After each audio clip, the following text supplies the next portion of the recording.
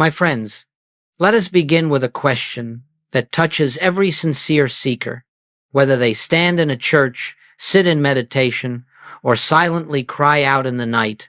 Why does God feel distant, even when we reach with all our heart toward Him? Why is it that after years of prayer, devotion, and earnest striving, there still remains within us a sense of separation, as though God were somewhere beyond our grasp, somewhere above, somewhere ahead, somewhere withheld?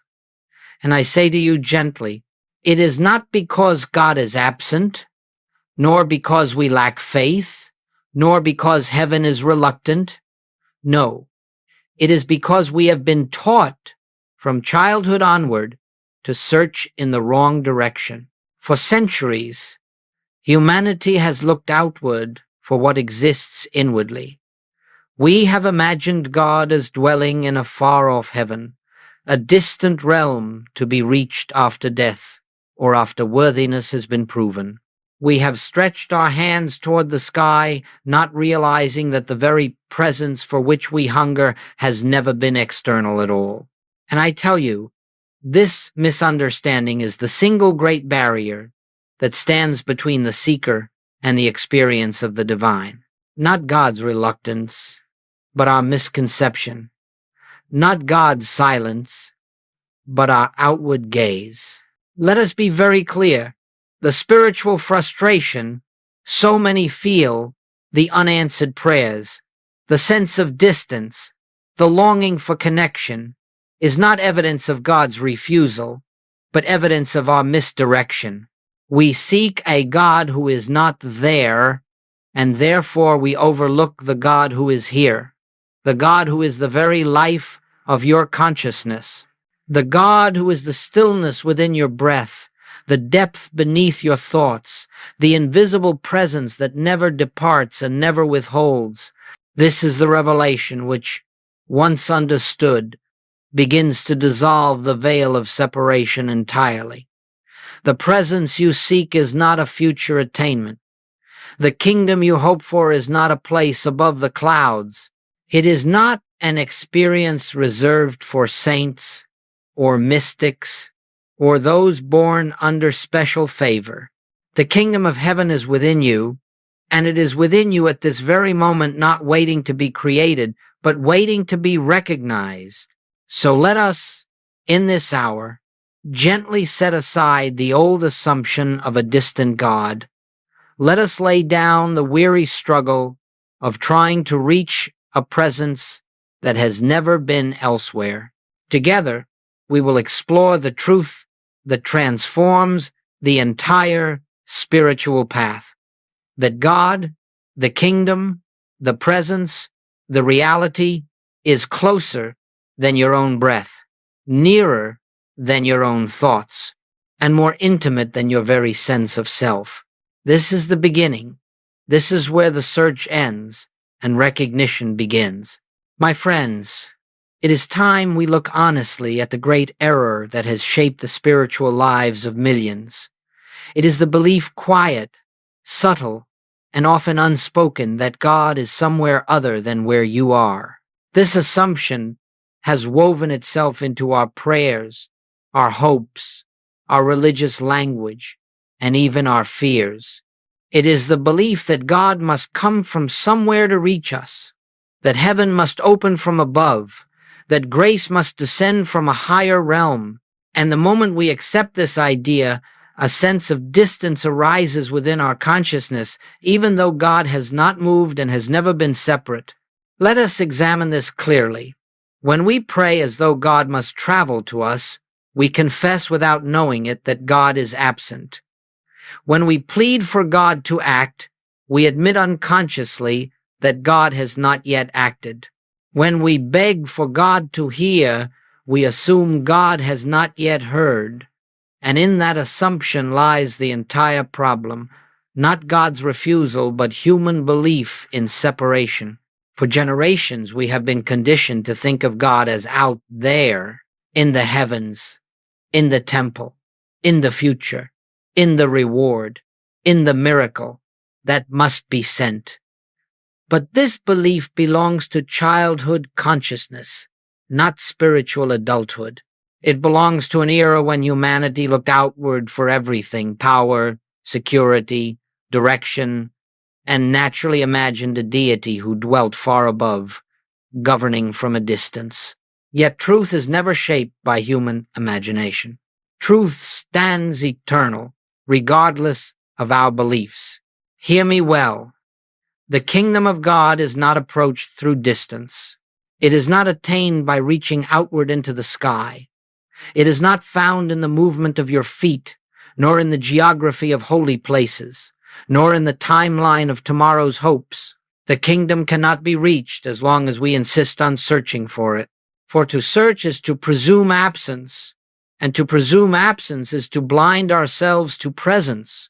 This is why so many prayers feel unanswered, not because God ignores them, but because the very act of praying in this manner reinforces the belief that God is elsewhere. You cannot find what you are looking for in the wrong place. You cannot receive from a God you believe to be outside yourself. And you cannot awaken to the presence as long as you continue to cast your attention beyond your own consciousness. Let me say it plainly, lovingly, firmly. The search outward is the error. The belief in a distant deity is the veil. The expectation that God must arrive is the misunderstanding, and the moment you release this unconscious assumption, even slightly, a great shift begins. A quiet inner realization dawns. God has never been distant. God has never been elsewhere. God has never been apart from the life of your very awareness. What changes is not God, but your concept of God. And when that concept dissolves, you begin to feel what truth has always been: the gentle nearness, the ceaseless presence, the living reality of the kingdom within. And now, my friends, having set aside the belief in a distant God, let us approach the heart of the spiritual path, the true nature of the kingdom of heaven.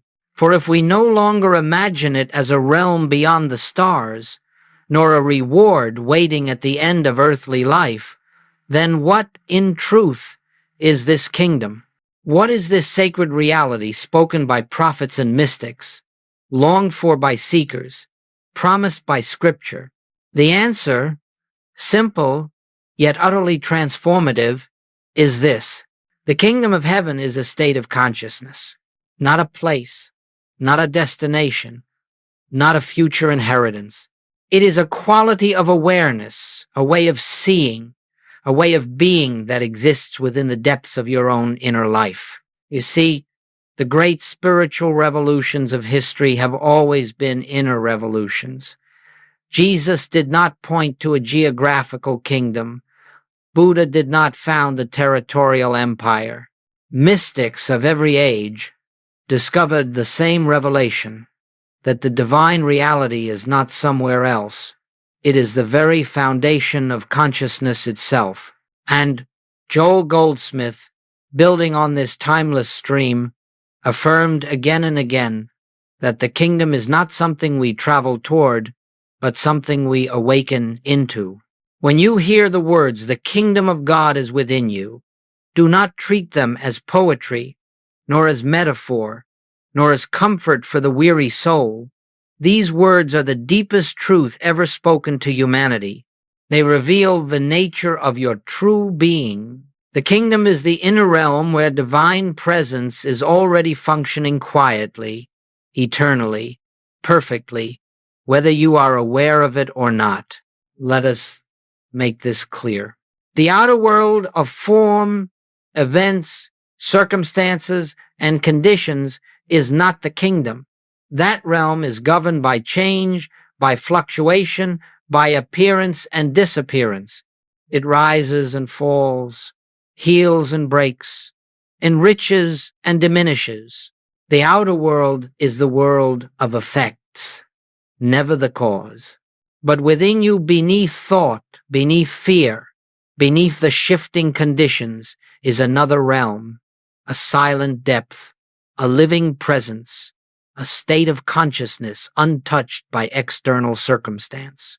This inner realm is the kingdom. It is the ground of peace that the world cannot disturb. It is the source of supply that no economic condition can exhaust. It is the fountain of healing that no illness can destroy. It is the guidance that no confusion can obscure. And when we speak of entering the kingdom, we are not speaking of moving vertically upward to some celestial location. We are speaking of turning inward, of awakening, of recognizing, of becoming conscious of that which has always been present. In this inner kingdom, God is not something you reach. God is something you realize, something you awaken to, something you perceive with an inner sense, beyond mind, beyond emotion, beyond the restless surface of human thought. Now listen closely. You already live in this kingdom, but you are not yet fully aware of it. The truth of your being is already anchored in divine presence, yet your attention has been absorbed by the external world. To awaken to the kingdom is simply to shift the center of your awareness from outer appearances to inner reality. It is not an achievement, but a recognition. Not a striving, but a seeing. This state of consciousness, this inner kingdom, is what heals the mind, restores the heart, guides the path, and transforms the entire quality of life. And we will, in the next section, examine the one illusion that prevents most seekers from perceiving it, the belief in separation, the belief in a self apart from God.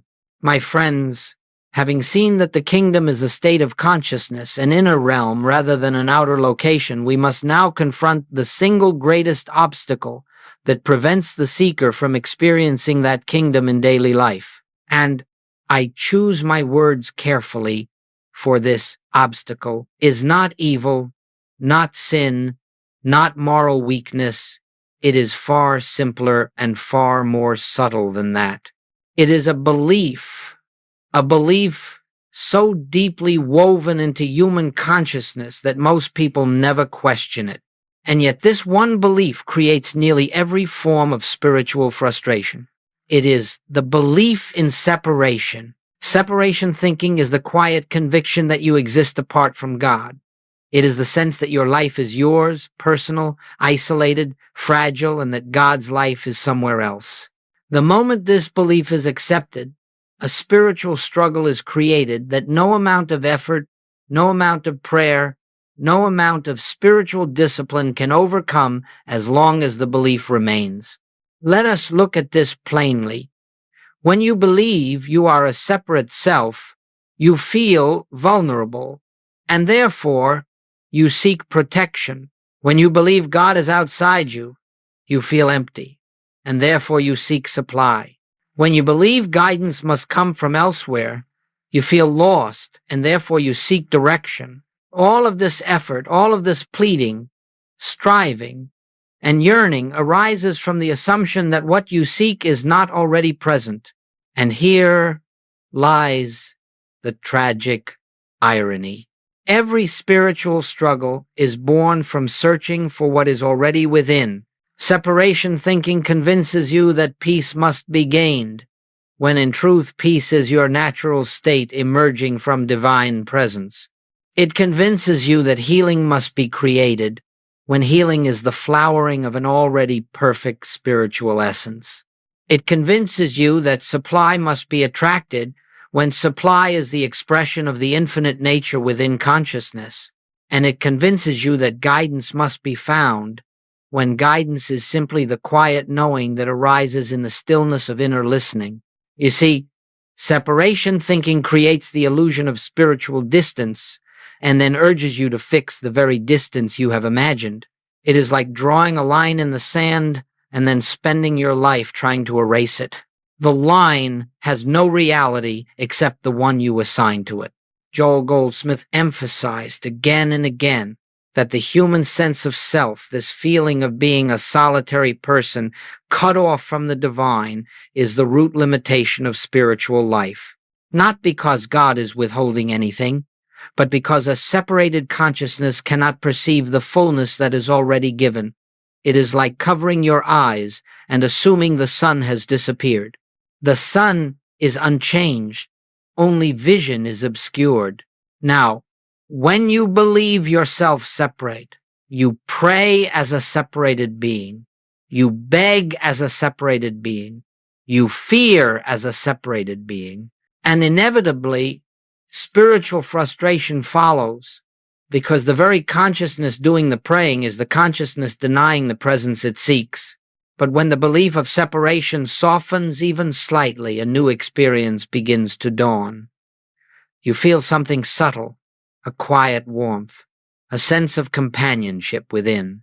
You begin to notice that peace does not come from your effort, but seems to rise from within you. You see, unexpected solutions appear without strain. You discover that guidance emerges naturally when the mind grows still. And you realize that these moments of grace did not come from outside. They welled up from the inner kingdom that was always there. This is the turning point.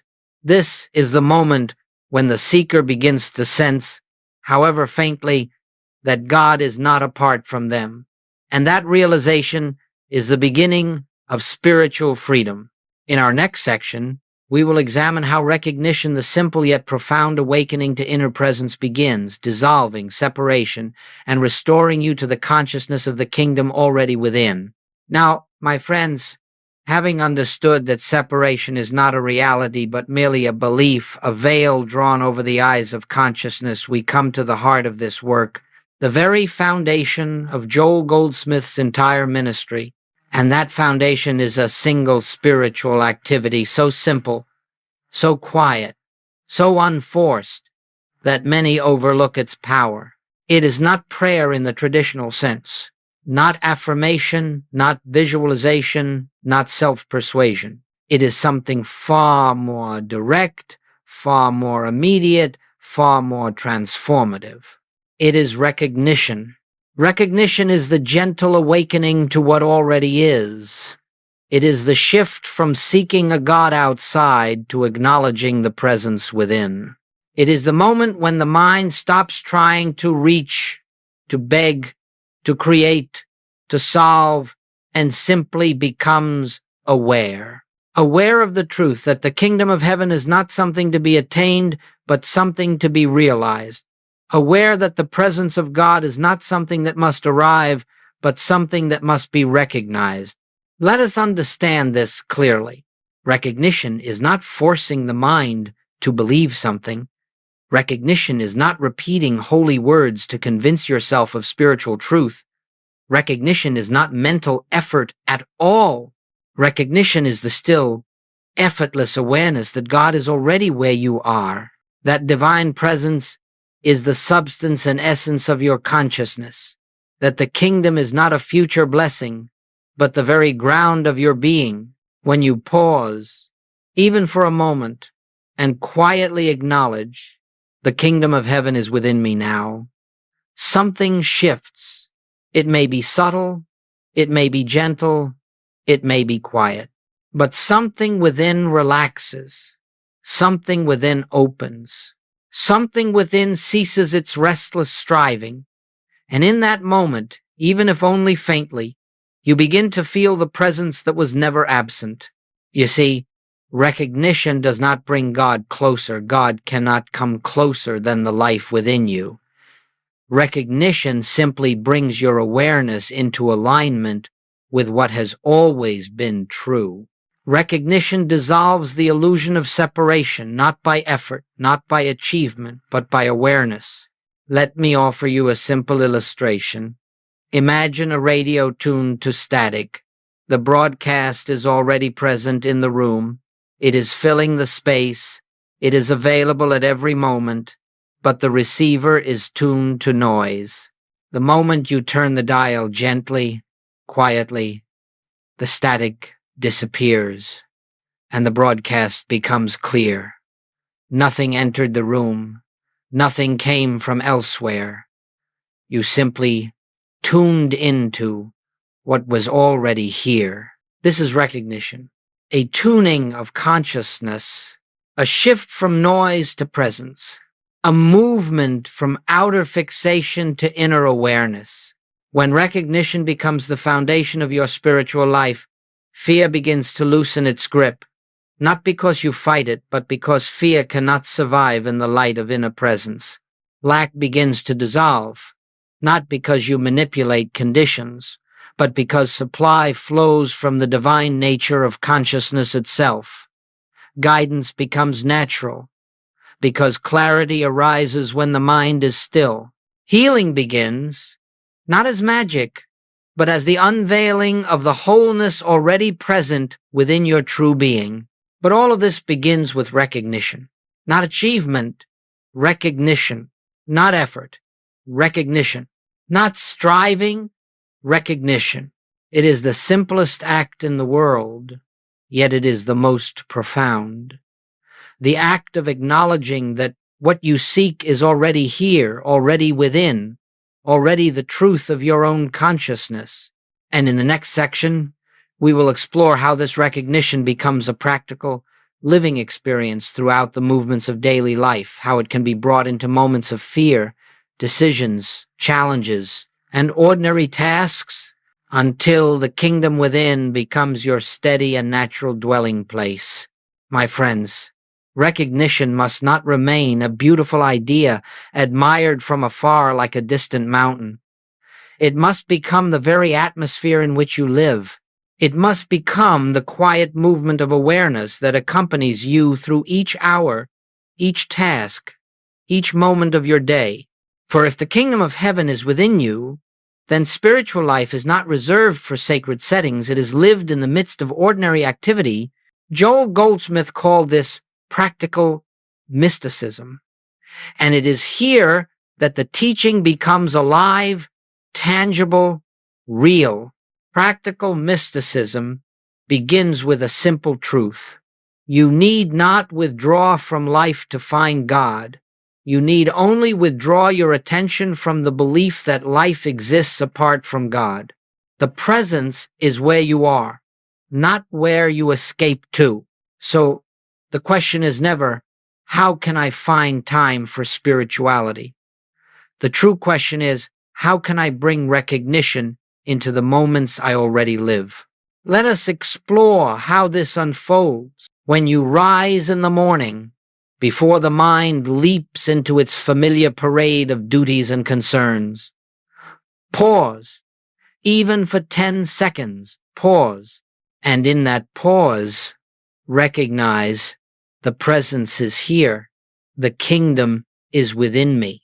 This day is not separate from God's life. You will be amazed at how such a simple acknowledgement can transform the entire texture of your morning. It is not the length of the practice, but the quality of the awareness that matters. As you move through your day, countless opportunities for recognition will arise. A moment of irritation, a moment of uncertainty, a moment of fear. These moments are not obstacles. They are invitations, calls to turn inward, to shift from outer reaction to inner awareness. Instead of responding reflexively, take a breath. Withdraw your gaze from the appearance that troubles you and quietly acknowledge the truth. Right here, within this very moment, the kingdom of heaven is present. Do not struggle. Do not try to make the experience feel spiritual. Simply recognize. And in that recognition, something subtle begins to happen. You find yourself less entangled in emotion, less driven by fear, less pulled by the world of appearances.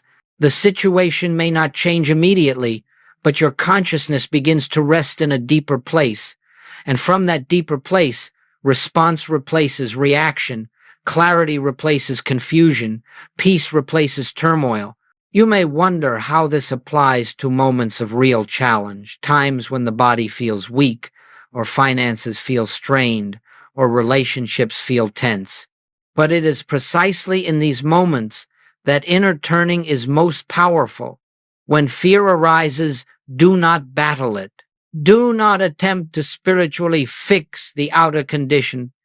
Instead, turn inward, and recognize, within me, the presence remains untouched. Within me, the kingdom remains whole. It is not denial. It is not pretending the outer problem does not exist. It is simply remembering that the outer is not the whole. By directing your awareness to the inner kingdom, you open the channel through which healing, supply, and guidance can flow into visibility, not through force, but through the nature of consciousness expressing itself, and you will discover something extraordinary. Recognition does not remove you from the world. It repositions you within it. You act, but you act from peace. You decide, but you decide from clarity. You speak, but your words carry a weight of presence. You move through the day, yet the day cannot move you. Now, let us address something important. This practice is not done once and perfected forever. It is a rhythm, a returning, a recentering. Some moments you will remember, other moments you will forget. Some days you will live in near constant awareness.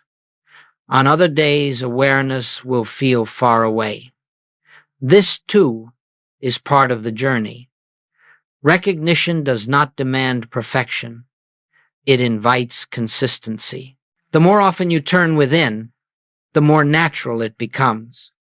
The more you practice in small moments, the more effortlessly you will return to the inner kingdom during great challenges. Gradually, almost imperceptibly, you will find that your center of gravity shifts. You no longer live from the surface of consciousness, but from its depth. And from that depth flows a new way of experiencing life. Calmer, clearer, freer, more whole. In the next section, we will explore how this inner turning, practiced faithfully, begins to produce visible changes, not as miracles imposed from the outside, but as natural expressions of a transformed consciousness.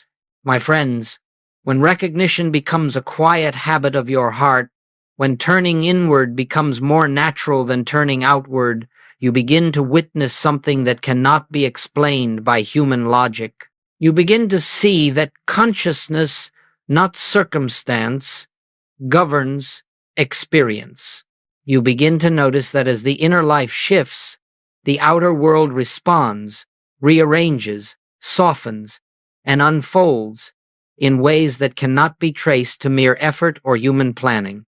This is transformation, not imposed, not forced, not manufactured, but revealed through inner awareness. Let us look at the nature of this transformation.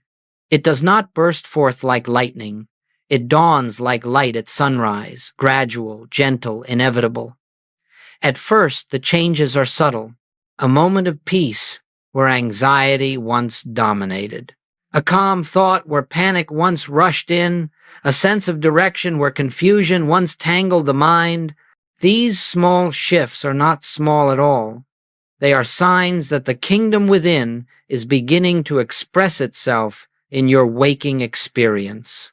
You see, when the mind is absorbed in fear, frustration, or separation, it cannot perceive the divine order that is already functioning beneath the surface of life. But when recognition opens a quiet space, just a crack, the light of inner presence begins to shine through. And that light brings clarity, harmony, protection, healing, and supply in its own way, in its own time, through channels you could never have imagined.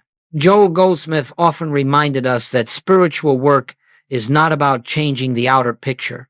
It is about transforming the consciousness that beholds the picture. When consciousness changes, the picture naturally reflects that change.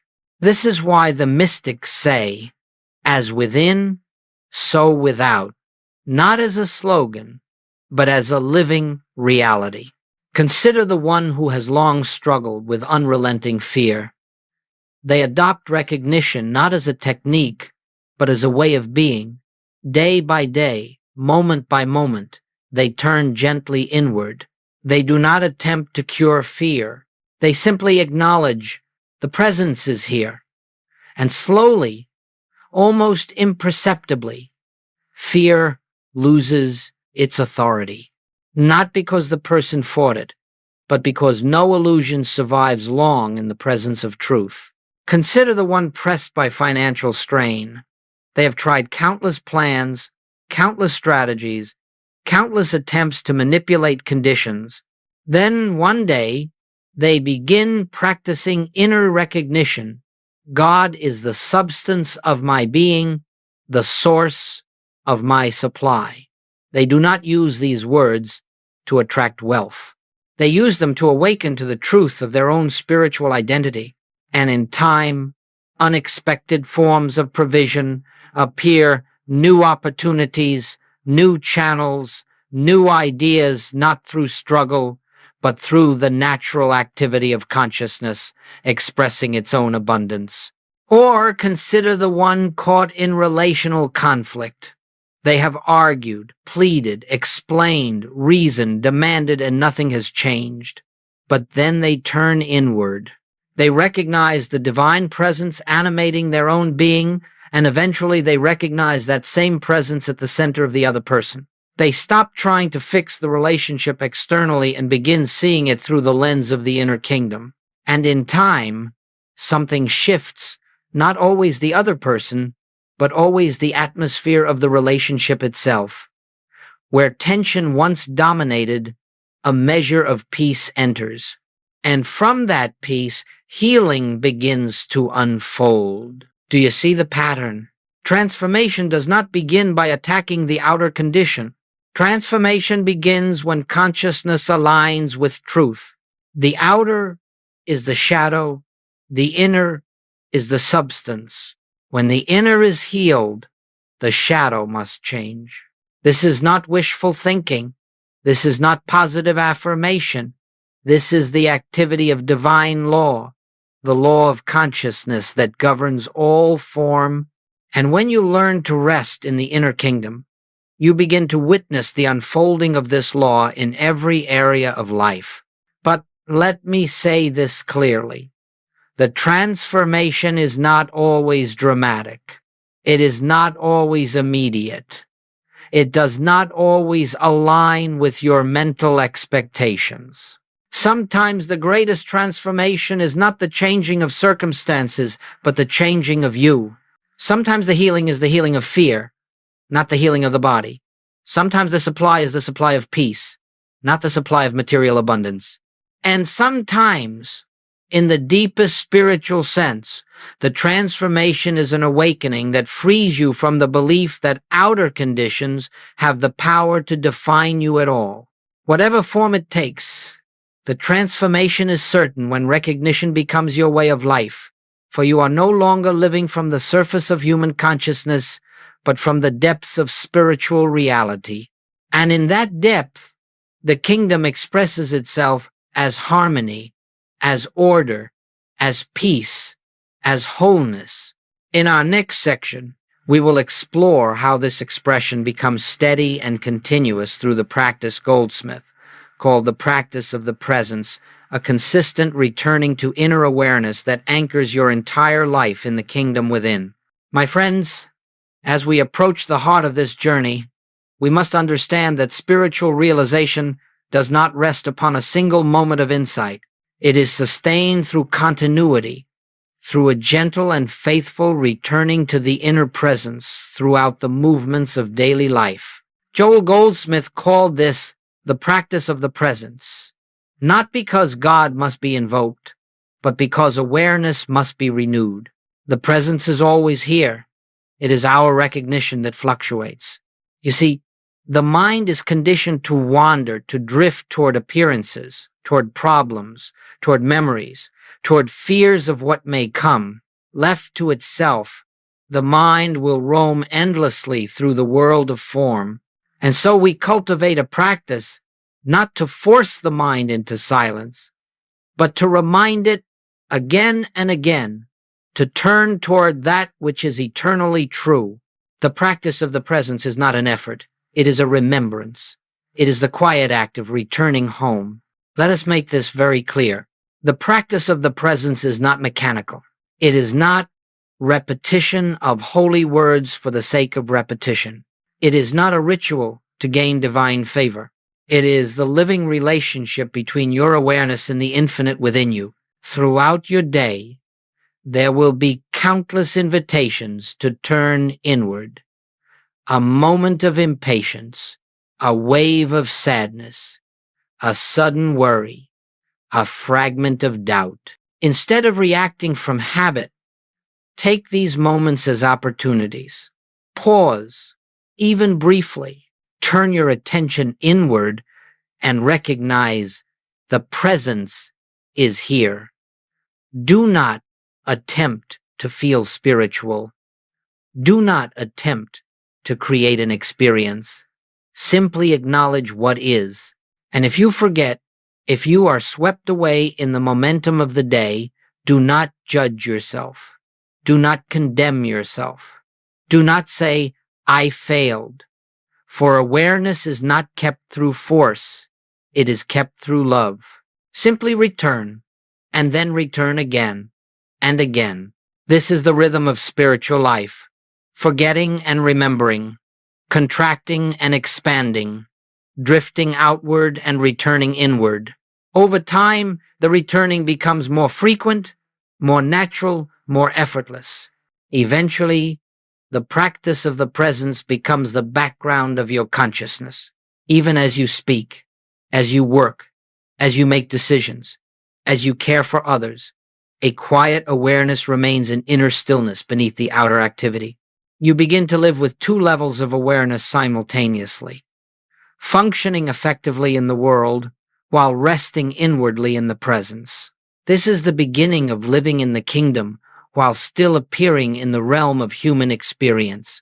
Now, understand something essential. The practice of the presence is not merely a tool for times of trouble. It is not a spiritual emergency button. It is a way of life.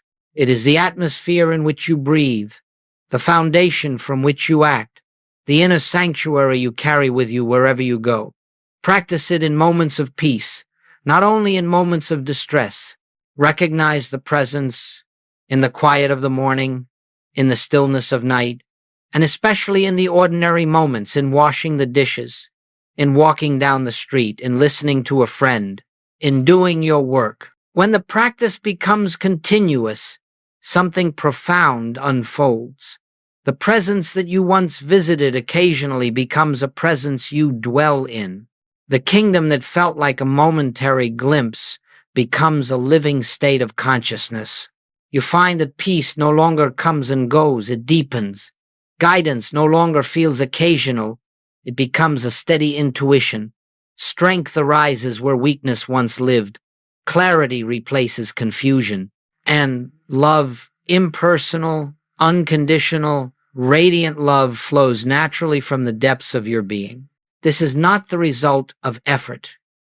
It is the result of abiding in the truth that God is the life of your consciousness, abiding in the awareness that you are not separate, abiding in the kingdom within.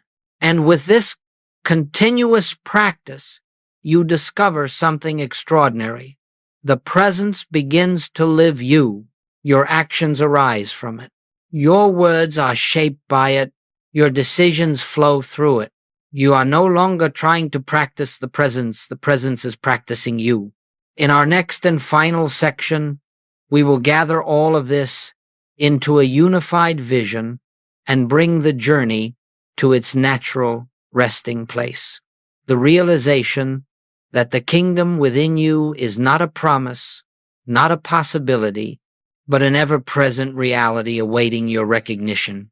My friends, as we bring this journey to its quiet completion, let us gather together the threads we have woven, threads that, when seen as one tapestry, reveal the essence of the spiritual path.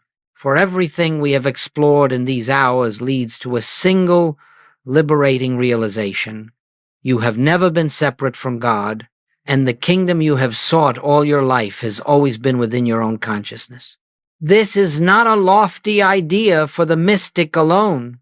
It is the truth of your being. You may have believed yourself distant. You may have felt abandoned. You may have struggled and prayed and waited for heaven to open. But all the while, the presence was where it has always been, at the center of your own awareness, hidden only by the veil of outward searching. Let us release that outward search now. Let us lay down the exhausting attempt to reach a God who has never departed. The spiritual journey is not a reaching outward but a yielding inward. It is not a striving but a stillness. It is not a pursuit but a recognition. When the mind stops chasing God, the heart begins to feel God. And when recognition dawns, even momentarily, the kingdom that seemed distant becomes immediate, intimate, unmistakably present. You have seen how the belief in separation creates spiritual struggle and how recognition dissolves that struggle. You have seen how inner awareness transforms outer experience, not by manipulating conditions, but by revealing the divine order already in operation. You have seen how the practice of the presence, carried into your daily life, becomes a steady rhythm of inward returning, a gentle, continual remembrance of truth. And now, as you stand at the threshold of your next step, remember this: you do not need to become something else to experience the kingdom. You do not need to accumulate spiritual merit, nor perfect your human personality, nor perform elaborate rituals. You need only pause, turn inward, and recognize the presence is here. The kingdom is within me.